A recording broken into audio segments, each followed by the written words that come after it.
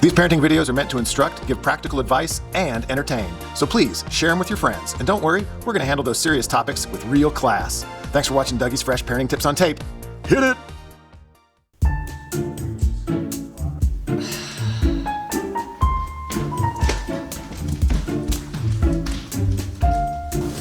Hey, hon.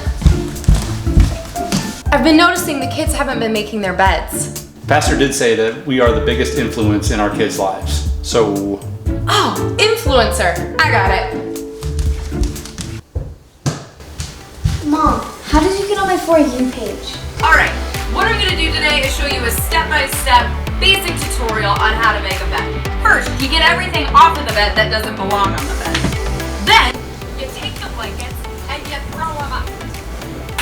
Easy peasy. Pastor said influence, not influencer. Oh, we need to watch one of Dougie's Fresh tapes.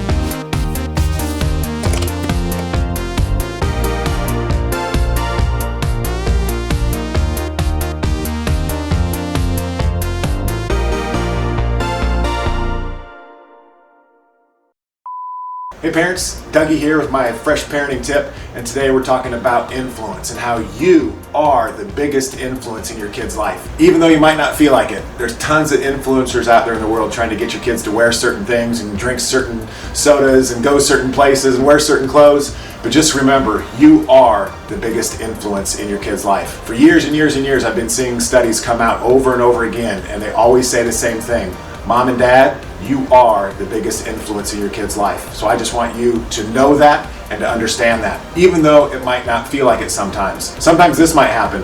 You're trying to influence and teach your kid, and you're telling them something over and over and over again, and they just don't seem to be getting it. And then all of a sudden they come home one day and they say, my coach, my teacher, my youth group leader just told me this.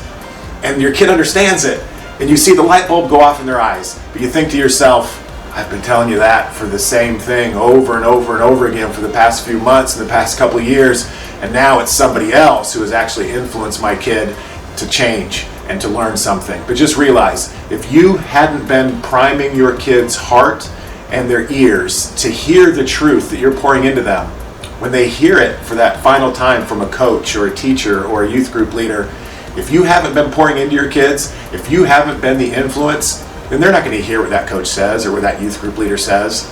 So remember the importance of your kids hearing it from you and guiding you. And when you do influence your kids, it's going to happen different ways depending on their age. When they're little, you can command them and tell them what to do. For instance, when I was a little kid, my mom realized after coming home from the grocery store and seeing chocolate all over my mouth that I had stolen a Kit Kat bar. And so she commanded me to go back to that store and to pay for that Kit Kat bar and to apologize. She was influencing me with the command to go and do it. Fast forward 15 years, I'm in college and I'm working downtown in Des Moines. But instead of paying for my parking, I park in the hospital parking lot. And as I walk to my place of employment, I go through the lobby of the hospital and I stamp my parking ticket. So parking for free downtown, I save $5 every day doing that. I brag to my mom about it, but she doesn't command me on what to do, because at that point in my life, she can't tell me, but she can guide me. And she still is a big influence in my life because I love her and because of the example that she's set for me and because I know that she cares for me. So my mom says, you know what, that doesn't sound real honest to me. It sounds like you might be stealing from the hospital. And that's all she said. She left it at that.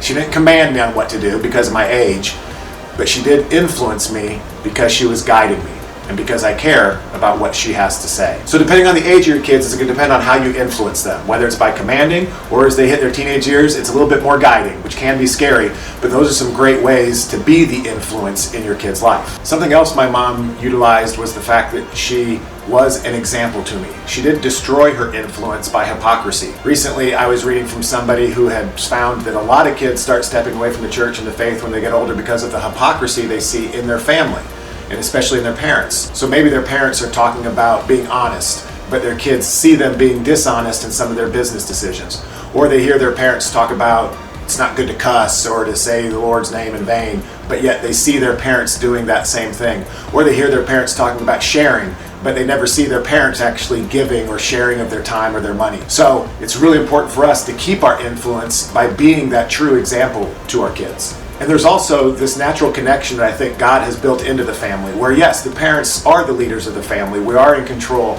and there's a connection with our kids that make us the biggest influence. But again, you're not going to influence your kids if you're not living it. So if you want them to have a relationship with God, if you ain't got it, they ain't going to catch it. If ultimately you want your kids to have a relationship with God and to love Jesus, well, you have to have that yourself. So make sure that you're pouring into your kids, you're being the biggest influence by living your life the way that you want your kids to live their life and to be the example to them. In one of our earlier episodes, we talked about how important it is to play with your kids, and I think this leans into being that influence as well. If we're spending time with our kids, we're getting down on their level, we're interacting with them and the things that they like, and we're showing them that we just want to be with you, you're valuable to us, you are valuable, we love you. When you're showing them that, you're showing them that you care. Then when you get to that point, like my mom was, where she's trying to influence me, well, I care what she has to say because I know that she cares for me. That's something we taught youth leaders for years. It's good advice. Kids won't care what you know until they know that you care. I think that's great advice for adults and parents. So